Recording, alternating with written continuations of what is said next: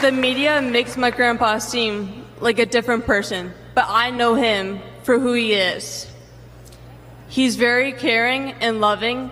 He truly wants the best for this country, and he will fight every single day to make America great again. Thank you very much.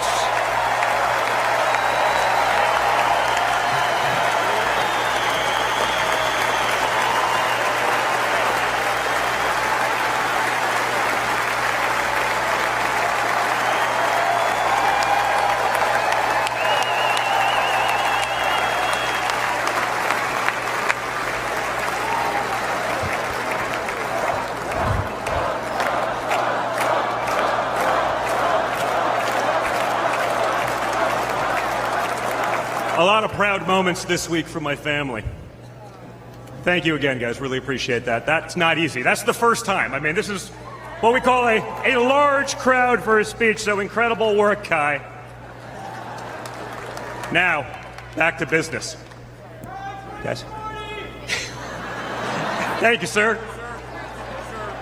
Tonight we gather here in Milwaukee at one of the most crucial moments in American history. Just days ago, something that once seemed unimaginable became a terrifying reality. My father came under literal fire as an incredible patriotic rally turned into a tragedy. On a field in Butler, Pennsylvania, a brave firefighter died. Others were injured, and as those bullets rained down, we came millimeters away from one of the darkest moments in our nation's history. But we did lose an American hero that day. We wish that he were with us tonight, but his memory will live on forever in the hearts of his family, his community, and the nation that he loved.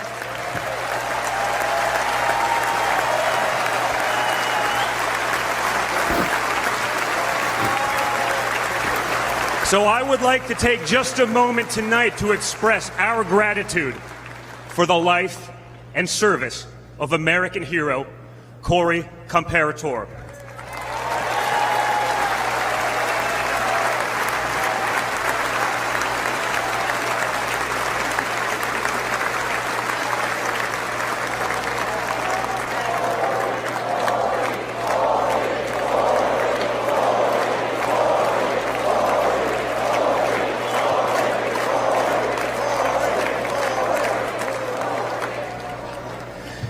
They say you can't truly know how you'll respond in a moment of danger until you're actually confronted with it.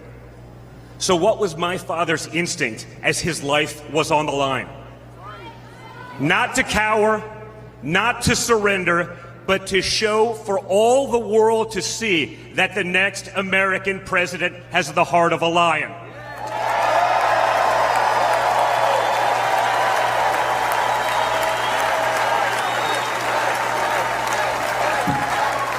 That the next American president has the courage to put the American people first once again. And in that moment, my father didn't just show his character, he showed America's character. When he stood up with blood on his face and the flag at his back, the world saw a spirit that could never be broken.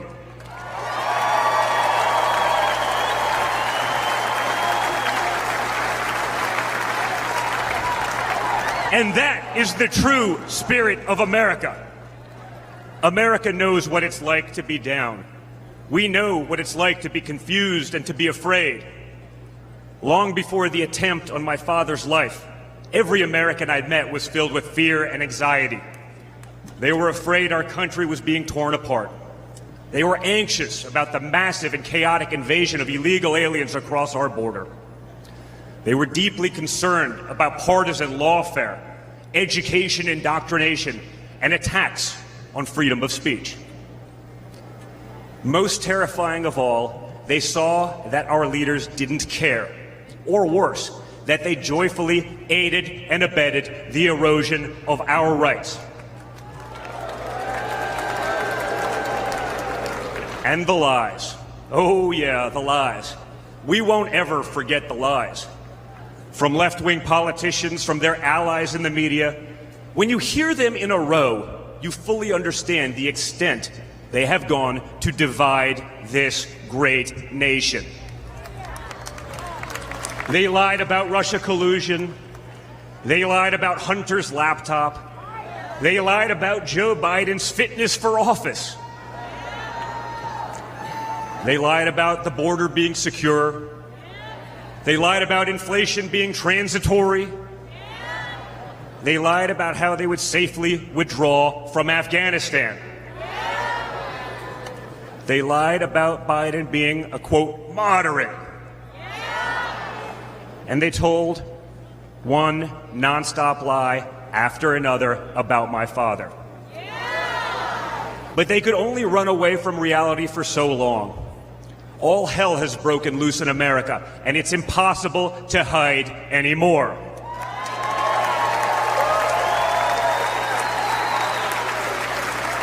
Remember Build Back Better? Instead, we got broke, bumbling Biden. Nothing is built, nothing is back, and nothing is better. Bridges are collapsing, our credibility is crumbling, and our money is worth less and less every single day. It was just one giant bait and switch, and normal Americans are the ones left holding the bag. Housing costs, gasoline prices, grocery bills just keep going up. Wave after wave of illegal aliens, deadly drugs keep pouring across our border. Meanwhile, pro-crime district attorneys have turned our cities into giant crime zones. They've turned criminals into victims, prosecutors into criminal defense attorneys, and police into public enemies. Left-wing activists are pretending to be educators, teaching our kids that there are 57 genders, but they can't even define what a woman is. On one hand, they think free speech protects their right to expose your children to explicit drag shows. On the other hand, they want to put you in jail for making a meme. It's like the entire world has been turned upside down. Does any of this sound like a country that's going in the right direction? And honestly, who is actually running the country anyway? It's obviously not Joe Biden. So who are they asking us to elect? Seriously, who's running things? Does anyone really know? Is it Jill? Is it Hunter? Barack Obama? Maybe it's the ghost of Corn Pop.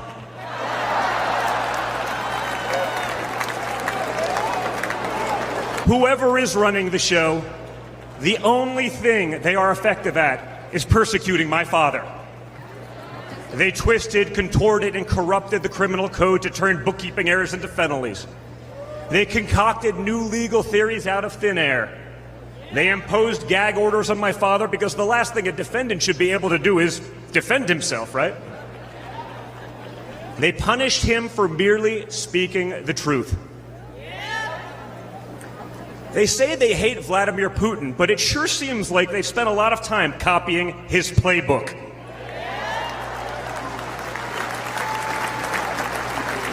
In this country, we don't criminalize political differences. We debate them. We vote on them. But we don't make you choose between picking a party or picking a jail cell.